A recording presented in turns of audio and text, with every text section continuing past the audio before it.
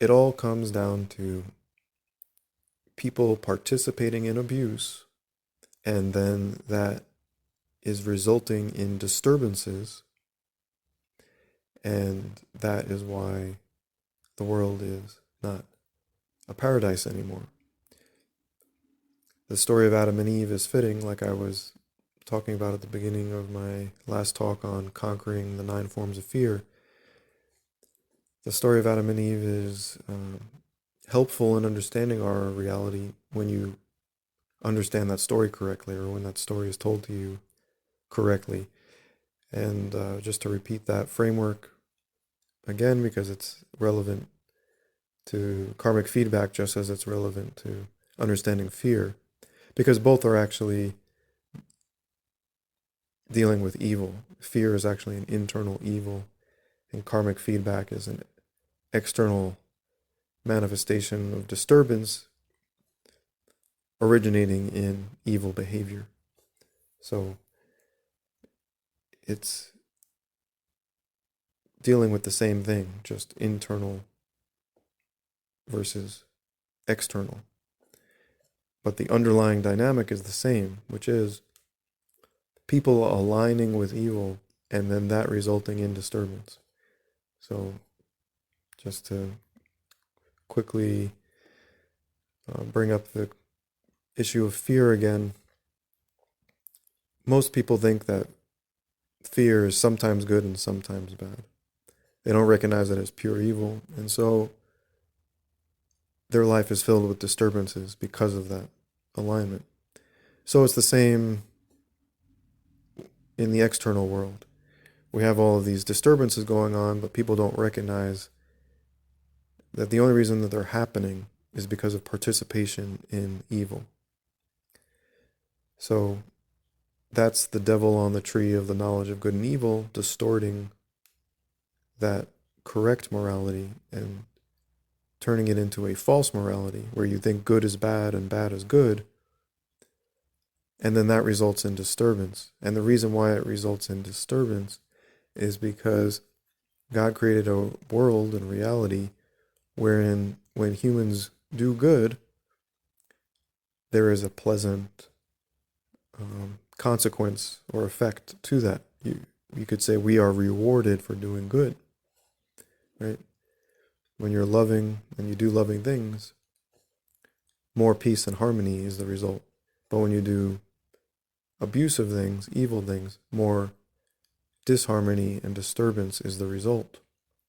So this is the moral fabric, you could say, built into creation. You could say it's at a quantum mechanical level.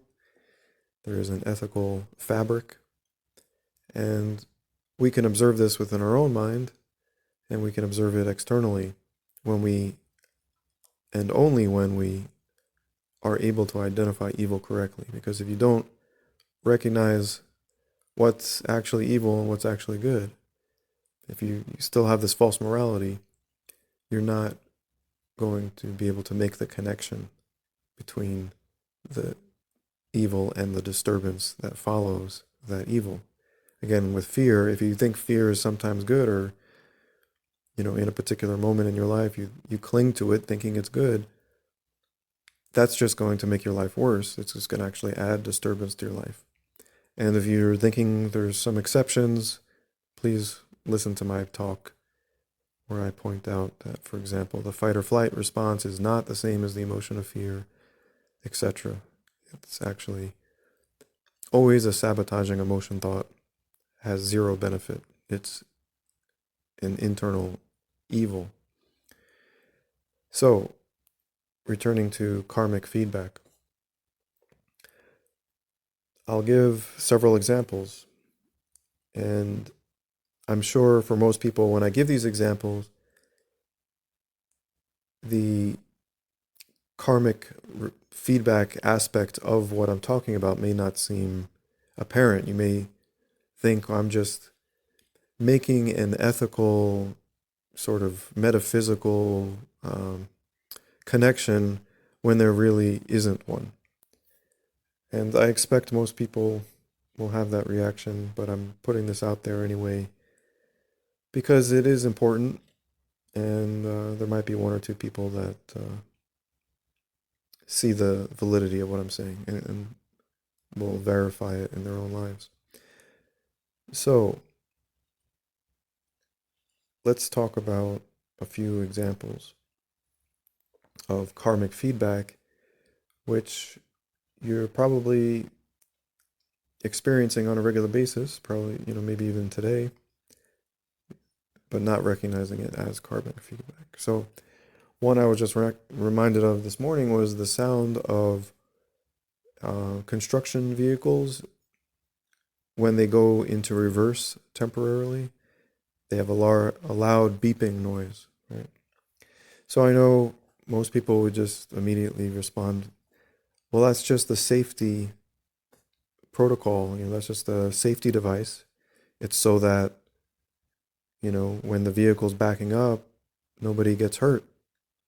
Yeah, I get that. I'm not stupid.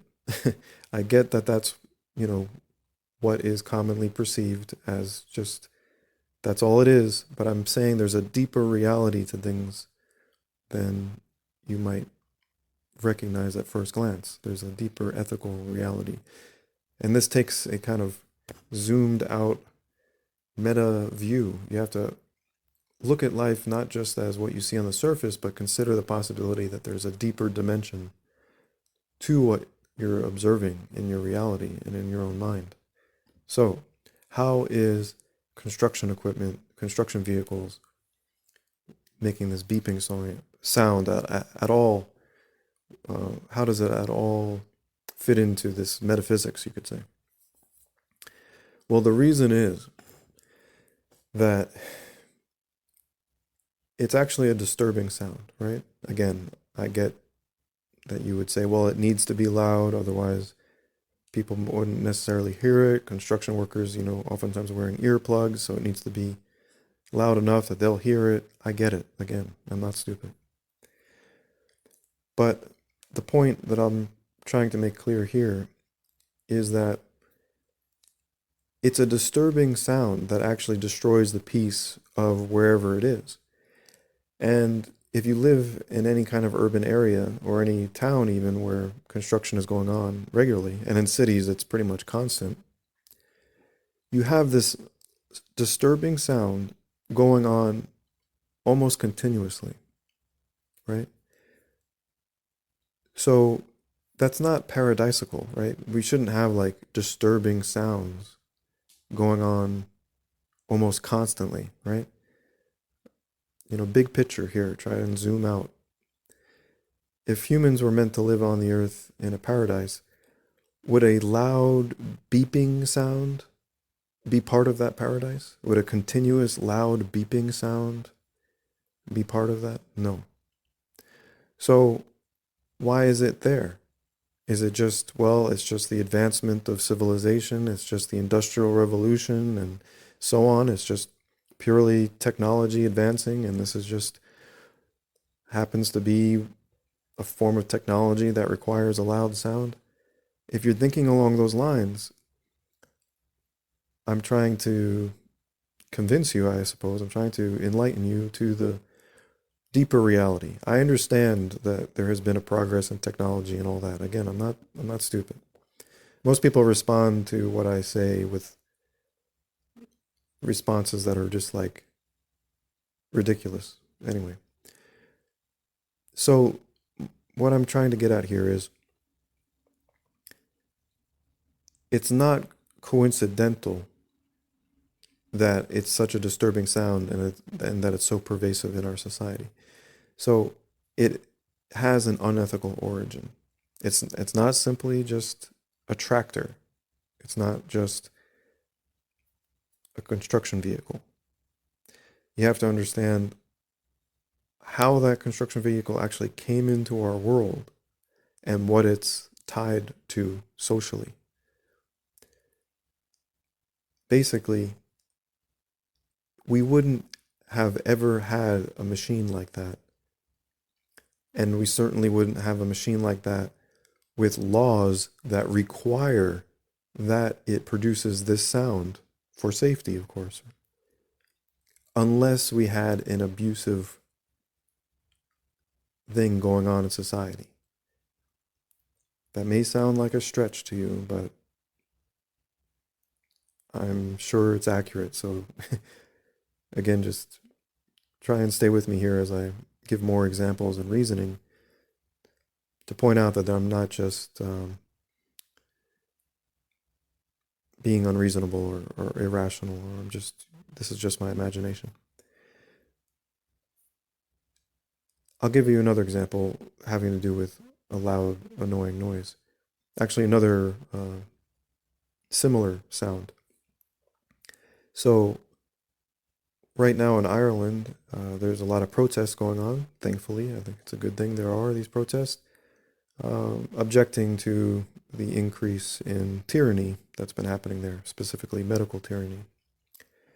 And so there's been Irish men in the streets, speaking against what's going on.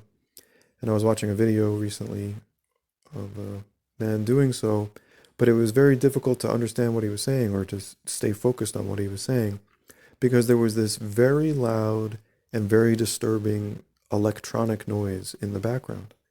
And it was very odd sound. It was bizarre, like something out of a science fiction movie. I had never heard a sound like that before. And so I was wondering, what is the sound? It seemed like they had a generator going for the microphone and amplifier. So I'm thinking, wondering, is this like a low battery alarm on the generator? I don't know, trying to figure it out. So I look in the comments on the video, and there was someone else asking about it. What the heck is that horrible sound? And then an Irishman or Irish woman responded, that's the sound of the new crosswalks that the state installed in Dublin. So, worth noting here, the state, this wasn't just like some voluntary neighborhood group. The state installed these crosswalks with these new alarm sounds, right? Of course, in the name of safety, it's always for safety. But the sound was so ridiculous, I didn't even consider the possibility that it was a crosswalk. I've encountered this in the United States. Now they add these sounds to crosswalks. But the ones I've encountered are maybe annoying, but they're nowhere near as horrible as the sound that the Irish government chose for the city of Dublin. So you have this constant disturbing sound, never ending, 24 hours a day, 7 days a week, permeating the city of Dublin, right? Where people live and try and sleep, right? And try and have conversations in the street or speak to others in the street, etc. A constant disturbing sound. Again, you might just think, well, it's just the technology, it's just to keep people safe. And what I'm trying to make clear again is, if you're just looking at it on that level, you're missing a deeper reality. And that deeper reality can become apparent to you only if you can identify evil behavior and systems in the world, and then recognize that they keep on producing particularly disturbing things in the world.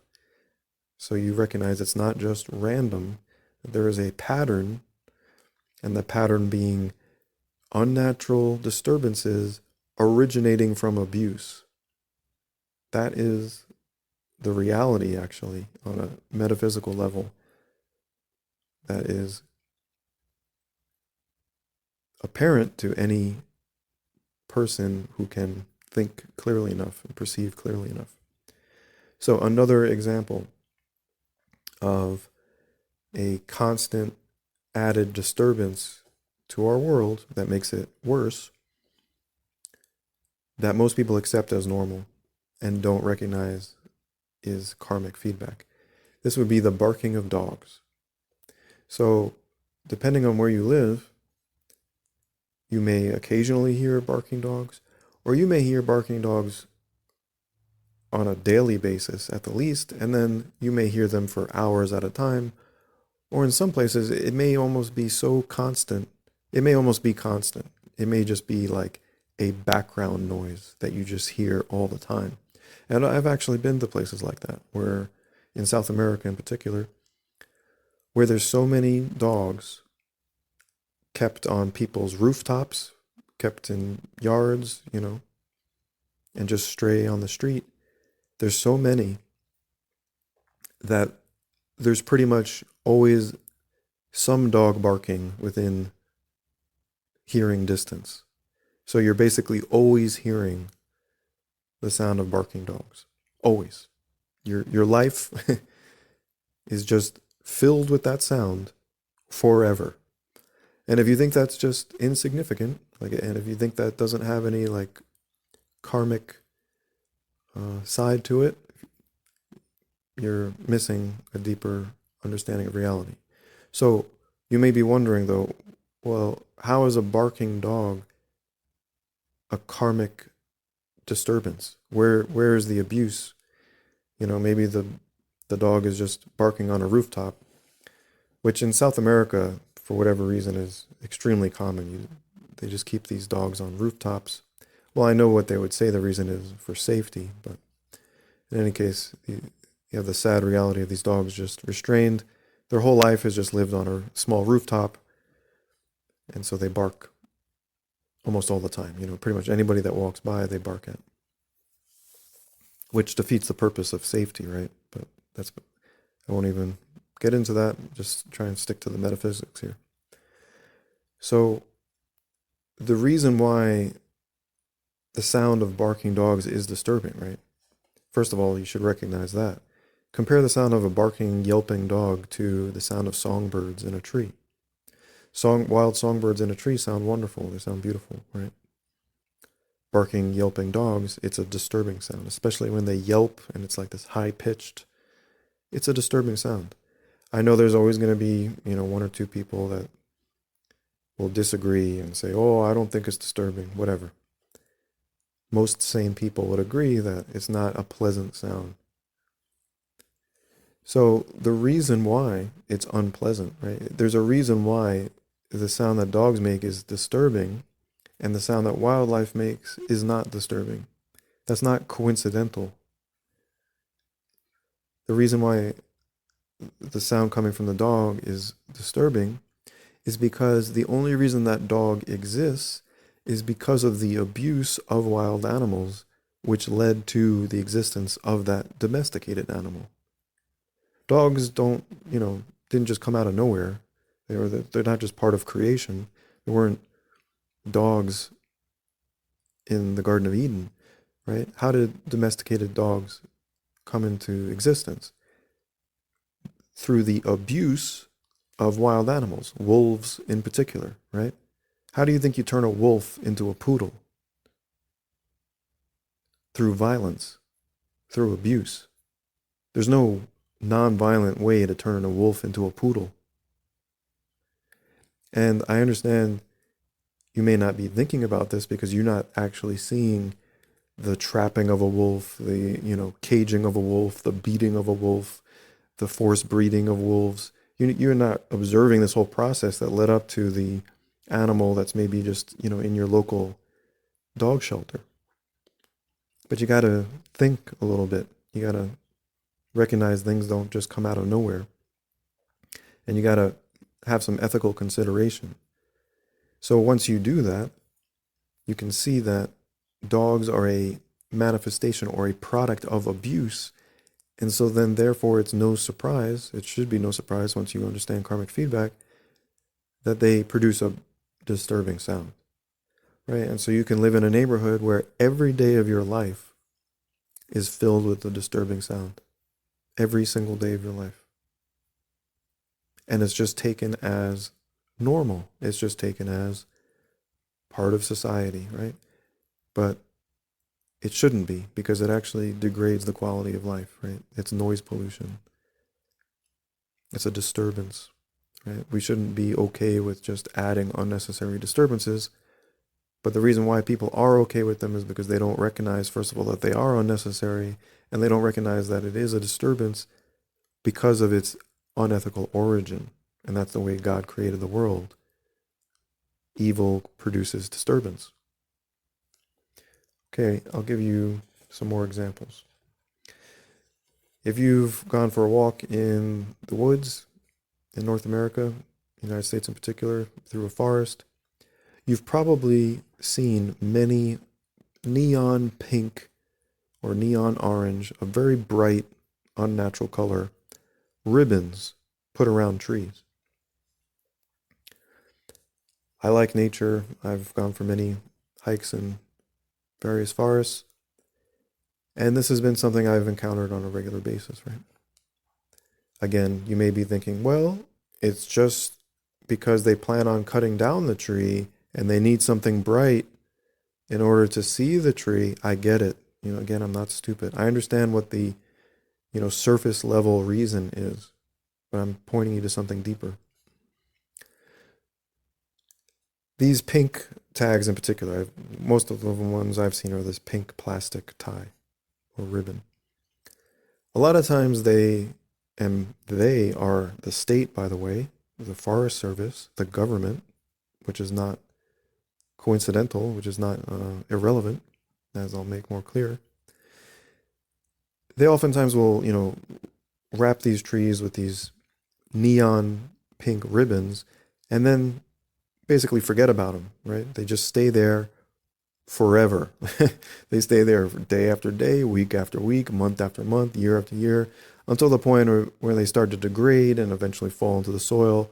And then that, no doubt, toxic plastic material, gets into the soil and water, etc., harming the whole ecosystem. So what I'm trying to point out here again is, number one, it's not coincidental that the color is actually a disturbing color, right? You're in this beautiful forest, right? All these natural earth colors around you, and then you have neon pink hitting your retina, every so often. That is actually a disturbance, like an auditory disturbance. To have neon colors put in your face in a forest is actually a form of disturbance. And again, I get, just like you would say with the construction equipment, oh, well, there's a reason why it's a disturbing sound. It has to be disturbing because that's for safety. Again, I get it.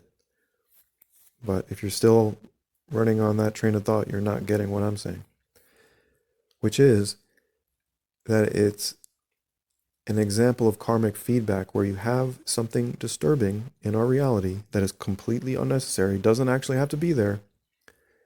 And the only reason it's there in the first place is because of abuse, right? So it's originating from the state, which is actually based on abuse, right? Based on extortion, based on denying you your individual sovereignty. It's just a system of abuse. And so just like that crosswalk in Dublin, producing this disturbing sound all the time, you got the state going in to forests, putting these disturbing to your eye. And again, I'm sure there's one or two people who say, oh, I like neon pink, whatever, Most sane people would agree this isn't really a pleasant color. It is ruining the natural beauty. Obviously, neon pink plastic isn't part of perfect, wilderness, the beauty of wilderness. So any sane person would get what I'm saying or not fight me on that point. So because it has this unethical origin, because it's actually originating from an institution of abuse, it's not just because it's for safety that it's of a disturbing nature. There's an ethical reason why it's a disturbing color, just like there's an ethical reason why the other safety measures that the state comes up with are always actually sources of disturbance. It's because they're not actually doing good in the world. They're making the world worse. Because you can't make the world good via evil, and abuse is evil. Extortion is a form of abuse. And even with, you might say, well, the construction equipment, that's not necessarily from the state.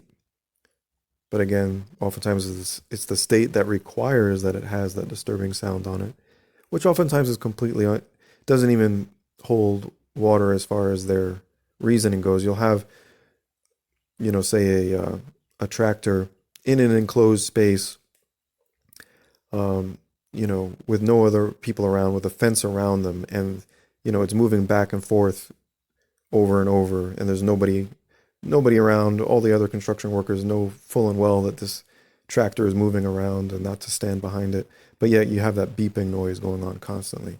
Or even if it's in the city street, you'll oftentimes have construction workers standing all around this tractor, making sure that nobody's near it. So the beeping sound going on constantly is superfluous, is totally unnecessary. But to not go on a tangent here too much, the deeper aspect of it that I think is important to recognize is that you're always going to have a disturbance coming from an unethical origin. So actually, if you focus on just the surface level and you think, maybe you agree, oh yeah, that doesn't really make sense, or someone in Dublin is like, well, why did they choose this sound? This is like the most horrible sound in the world. And they just fix the sound.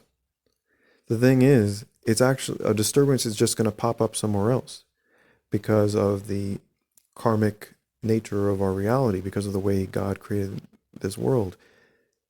If you remove the disturbance on one branch of the evil tree, it's just going to sprout. It's just going to come up in another form. You can't actually escape the feedback. The only way to end the feedback, end the disturbances, is to end the abuse, which is its origin. So stop abusing animals, stop abusing people is the basic solution. If you're wondering, how can I, make the world a better place? How can I remove all these unnecessary disturbances? The basic answer, the fundamental answer is stop abusing humans and stop abusing animals. Stop abusing sentient creatures, right? Because that's evil. And evil has necessarily a negative effect. That's the way God made our world. Okay, let me give some other examples here. Electronics again. This is not an auditory disturbance, but a health disturbance, a physical disturbance, which is the radiation that cell phones give off, cell phone towers, Wi-Fi routers, and all this other irradiating technology. Many of it we don't even know what it is exactly, right? The state just puts up, you're driving down the road and you see some weird device, hanging on a pole above the road or whatever. Half the time we don't even know what the heck it is, but we know it's emitting radiation, that's for sure. And, military technology, etc. Just been flooding the world with electromagnetic pollution. And if this is news to you, I'm surprised it is, but radiation causes cancer, actually. Of course, the more you're exposed to and the higher the level, the more likely you are to get cancer. But it's just a fact of reality, like, people develop brain tumors from cell phones, that they press against their head on a regular basis. If you've even heard stories of like cops with their radar detector, their speed detector, right, emits radiation. They'll, like, if they've been keeping it in their lap while they're sitting in their car, a lot of times they'll get cancer there. Or women, who put their cell phone in their bra, they'll develop breast cancer there, etc., etc. So radiation is not healthy, and it comes from electronics. So again, you might just think, well, electronics is just this wonderful advancement. It's just a product of human ingenuity. It has no unethical origin at all. And if you think that way, you're wrong. If you think this technology came into existence while being without any unethical activity, you're incorrect. The only reason that this technology actually exists is because of unethical activity. If people had just been continuing to live natural, nonviolent lives on the earth, there never would have been the systems in place. There never would have been the exploitation and the power of the few to actually create this technology in the first place. It's not solely ingenuity. It's not just a matter of intelligence.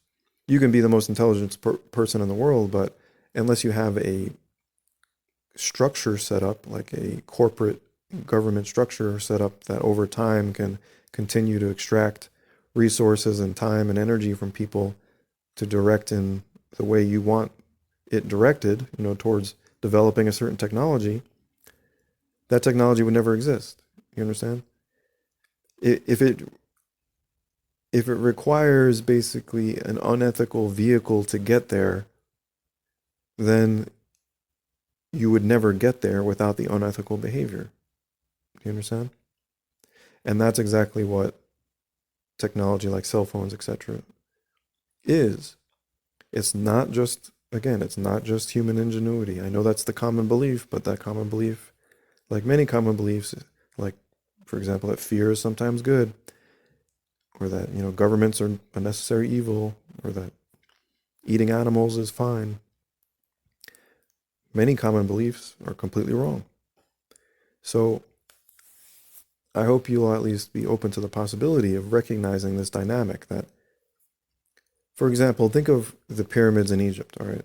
I'm not claiming to know exactly how they were built, but let's just say it's true that slaves were necessary. Like, I understand maybe, you could say, well, it could have been voluntary, or maybe it was aliens, whatever. Just for the sake of this argument, imagine that in order to build a pyramid, like the Great Pyramid, let's just say, for the sake of argument, that it would be necessary to enslave people. If you didn't enslave people, it would basically never happen, okay? So therefore, the pyramid is a manifestation or product of something unethical and wouldn't exist without that unethical activity, right?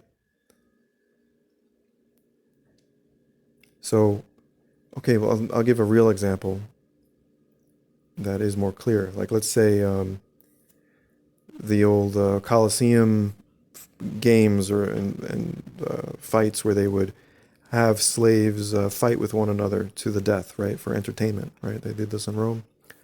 So obviously you wouldn't have a sport, quote unquote sport, or an entertainment event, I should say, that involves two slaves fighting each other to the death unless you had slavery going on, right? Because otherwise they wouldn't be slaves. So you wouldn't have that activity, right? So sometimes certain activities, certain events, certain products exist only because of unethical behavior. I know that's probably something you've never heard before, because powers that be certainly don't want you to think about it. But that should make some sense to you. You should be able to at least be open to the possibility that, yes, some things in the world probably wouldn't exist unless unless there had been some unethical thing going on that allowed for that thing to be created or, be produced. Okay? So that's what it is with electronics. And I'm sure most people would probably disagree, but they're just wrong. If you look into what it actually takes to build this stuff, and you recognize, well, these systems, these, hierarchies, etc., taxation, subsidies, all of the things that came into play to support the advancement of this technology were actually all related to abuse, unnatural abuse, mainly coming from the enslavement of humans to some degree, where your birthright of land, water, and seed is denied you, and you're forced to pay extortion fees, and you're forced to earn a living, right, just to live on the planet. So you got to work for these corporations, who then, which then profits the owners of these corporations, who then can use that concentrated wealth and power to develop things like cell phones, right? So there is reasoning here, if you might be open to it. Um, Another example is similar to dogs, but a little different, is crows in cities.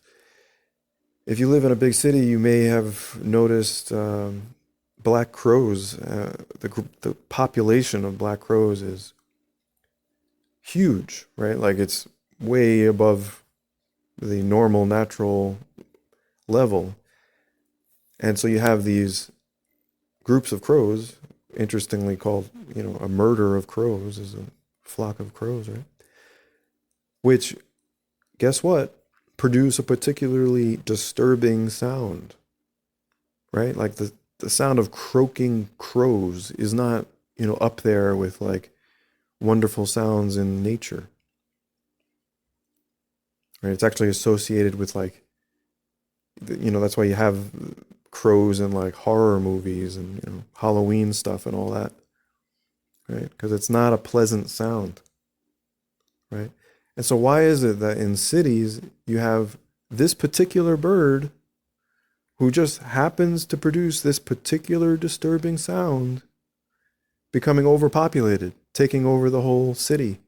We got like these black clouds of croaking birds.